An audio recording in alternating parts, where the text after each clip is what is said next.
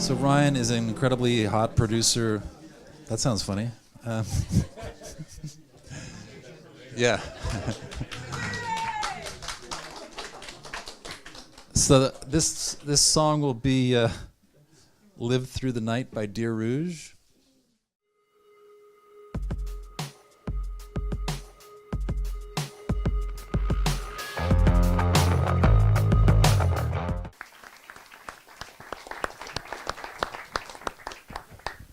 Thank you. That was great, Ryan. Yeah, that bass tone took a long time. We spent because that's the song to me. When I heard that bass line, it was like, well, that's the song. That's what we start with. So, yeah, we spent probably close to like 6 or 8 hours on the tone. Yeah. Okay, well, I'll just maybe talk a little bit about it.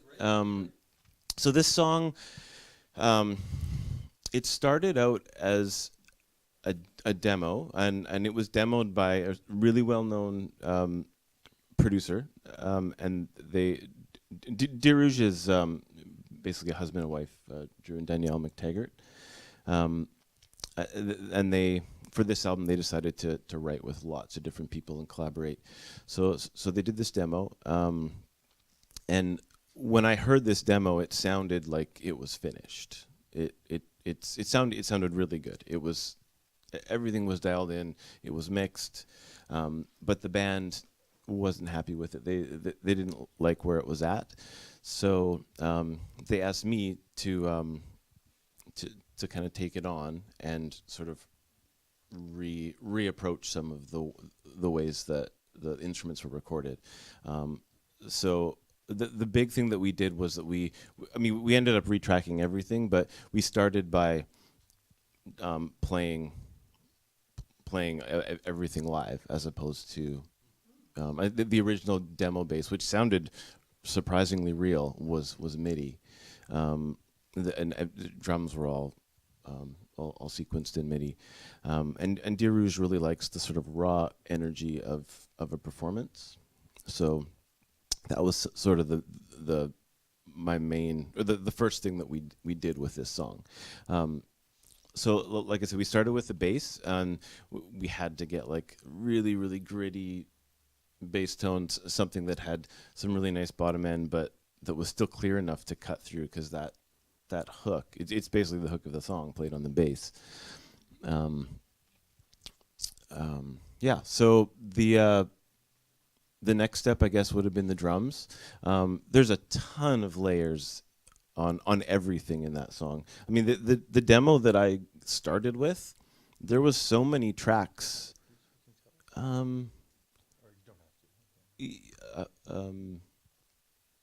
don't know if I mean, I won't at this point. But it had so many tracks that I couldn't even open it in Pro Tools.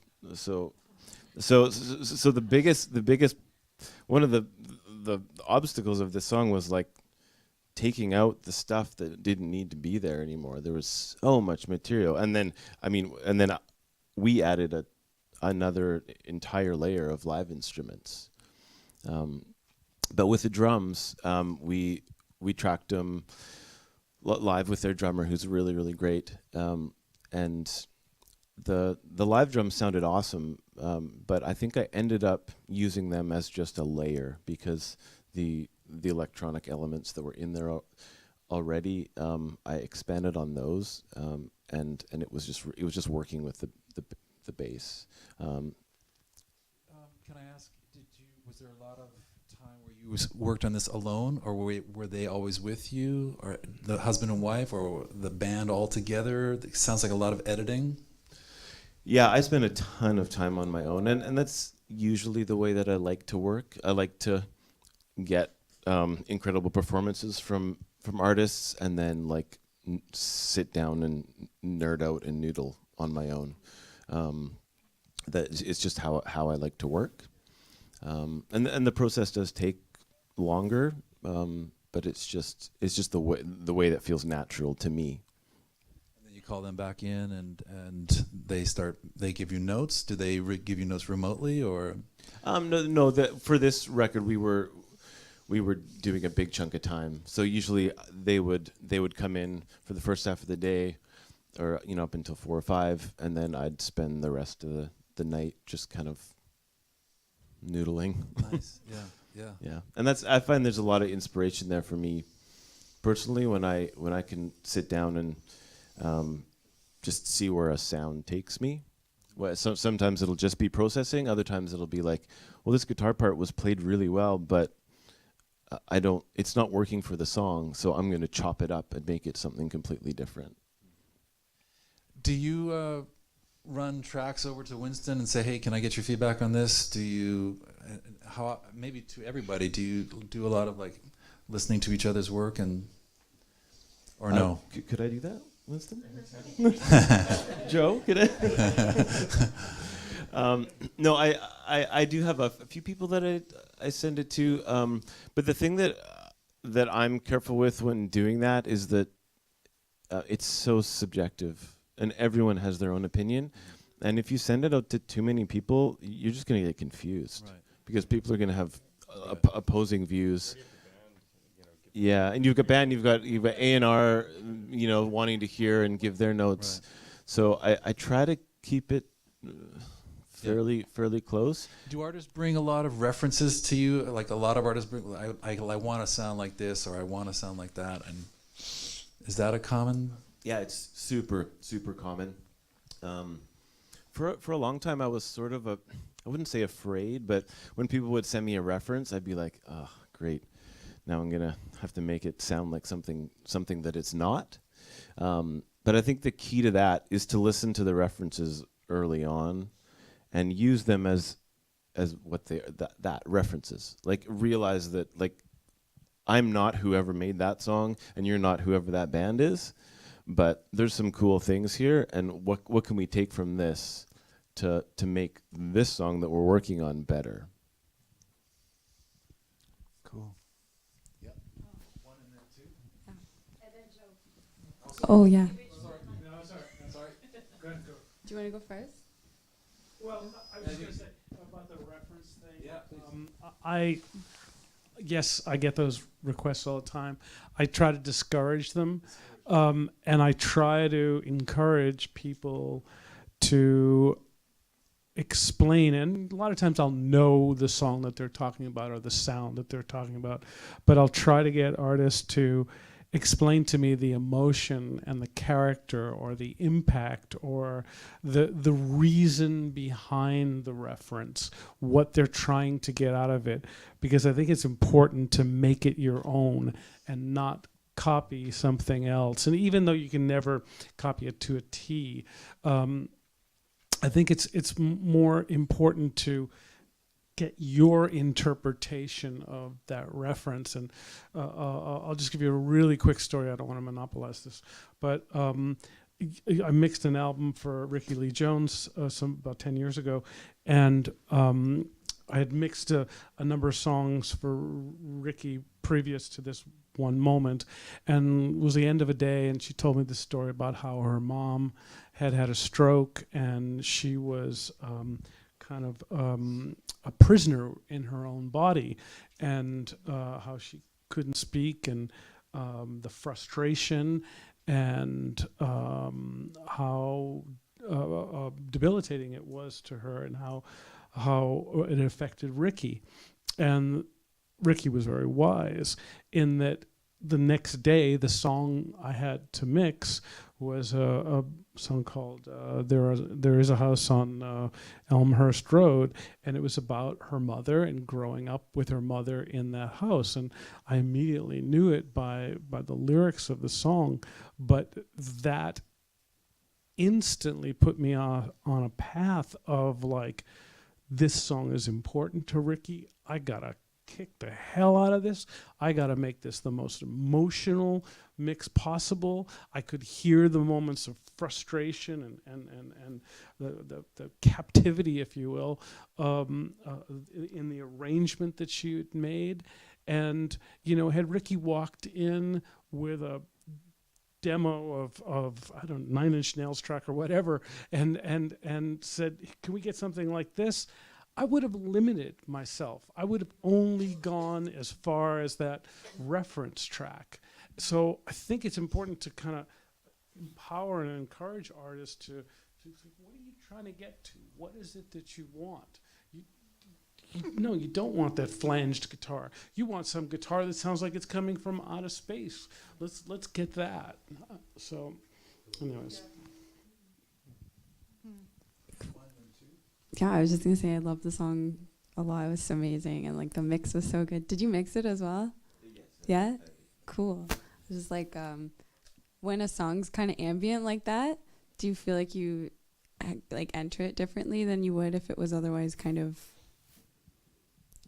more straightforward acoustically? Does that make sense, my question? Yeah, yeah, and that's a good question because I'd absolutely approach it differently. I'll tell you a little story about how I sort of came up that I think relates to that. As I said before, I've never had any formal training, which I think is a good thing and a bad thing. The bad thing is that it took me way longer to learn something than someone that would have gone to school. Like I remember when I was first starting out, I didn't have anything to do, so I would spend 2 days figuring out how to mic a kick drum. I'd never done it, but I would, instead of having someone tell me how to do it, I would just keep moving the mic around and listening back, and then moving it, and then listening back, and that's how I learned a lot of things in terms of engineering. But one of the things that I learned the hard way was that there's only so much space in between these two speakers, to put stuff. And when I first started recording, I would instead of realizing that either the part of the performance or the sound isn't quite right, I would just be like, well, I'm going to layer something else on top of it, and then I'll layer something else on top of that, and then I kept doing that until I had this just big muck of sound. It just sounded like a wall of sound. A ball of sound. It's a new thing. And it took me a long time to realize that that's not what needs to be done in a lot of cases. So for me, when I'm working on a song that has a ton of layers and a ton of parts, I really have to approach it in the sense of like how much space I've got. This amount of space, like what's important, and in that case, obviously the bass was very important, so I had to make everything else work around it. And whether that's take things out completely, like I took out parts completely that were in there, and I remember in that song particularly, like there were so many tracks, and my assistant set up the session for me, but like I was halfway through the session and I'd solo something. I was like, what's that? I didn't even know it was in the session. So just a lot of clearing out and just hard cuts of being like, let's just mute all of that for a while. And sometimes that's what needs to be done in a song. It's like you've got a bunch of parts, a bunch of things in there, and it's like, it sounds really full, but I don't know, it's not quite there yet. And then like you mute the guitar bus, and it's like, whoa, look at that. Everything just opens up, and like, you just hear the song completely differently.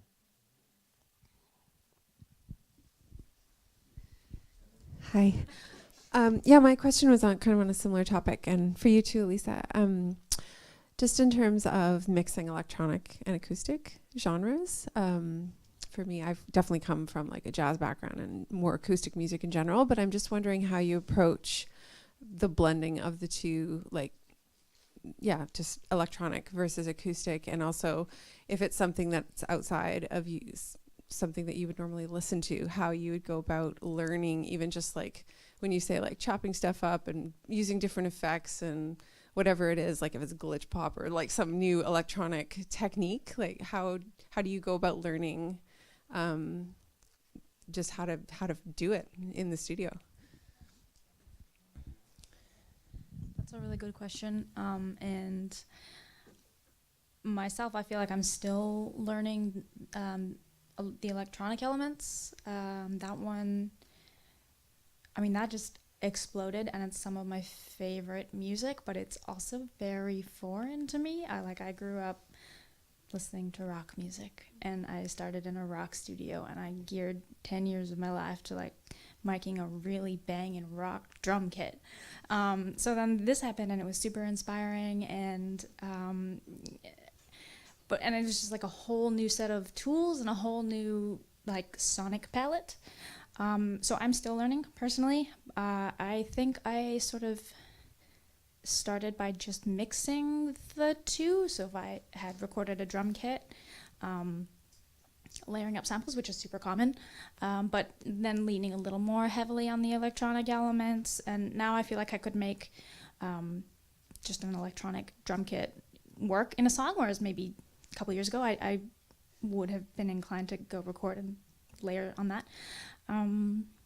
But yeah, coming from a jazz background, it's probably the most foreign to that, although like the musical aspect is so complementary, it's crazy.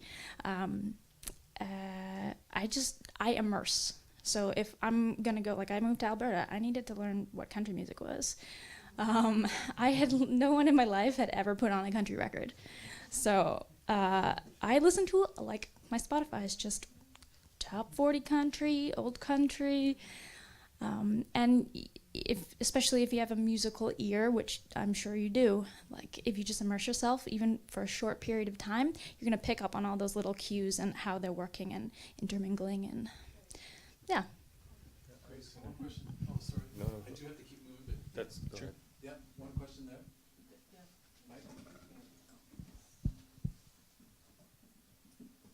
Actually, two quick things. One, as a part-time bass player who's always complaining the bass isn't loud enough in the mix, I really enjoyed that. Great. And as to what Joe was talking about people bringing reference tracks, I've also had the reverse. As an artist, I've had producers and or mixers say to me, what do you want it to sound like? Give me a reference. And I knew that wasn't the right mixer or producer for me, because I don't want it to sound exactly like something else. I want them to give me their sound. So it works the opposite also. I think that you want people's creative contribution, you want their interpretation, you want their input, and you've got to give them the freedom to do that. I mean, I'm just not, personally, I'm not interested in doing a copy of something else. Just no interest. Yeah. And I would love to hear from everyone. Maybe this is too long of a question, but you can tell my age because I come from when you had to make an edit, you used a razor blade. So I'm just curious how you deal with, I find a lot of the Pro Tools or digital world is like you get somebody come in and play like 18 solos, and they're in and out of the studio in 45 minutes, and then it's 20 hours of editing. And just curious how you handle that. Do you have rules, or do you, like, how much stuff will you take digitally? And they only have 3 solos. 3 solos, okay. Well, I think as a producer, it's up to you to make the call. Like if you want to have a player come in and play 100 takes and then you have to sit there for 20 hours. I mean, that's your decision as a producer. But personally, I would be like, let's comp this now. For one, let's do it now. Let's keep things moving, because it's really easy for you to lose the flow of a session, especially in that sort of situation. And there's so many decisions to be made with 100 different solos. Yeah. I was just, sorry, I didn't mean to steal your thing. I was thinking about a record I made quite a few years ago, but we made an analog record long before Dave Grohl did. But we did this idea where we're going to analog, and so we rented the studio for a week, and we even took all the computers out of the studio and put them in the storage room, and we're like, let's go back 20 years, and we made this record, and decisions were made really fast. Lisa, did you work on that record with me? It was like 2007, so.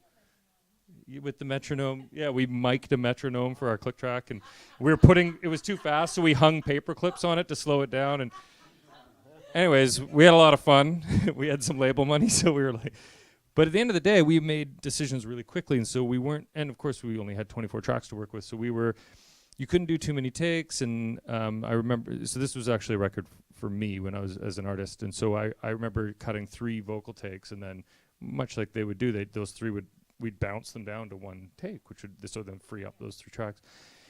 Anyways, it made me realize like that how awesome it was to make these decisions quickly, and nobody was farting around with 18 guitar solos or something. You kind of had to get. So I think that there's something to be said for that. I've never made an analog record like that since in 10 years, but it was really cool, and it made me move very fast and make decisions. And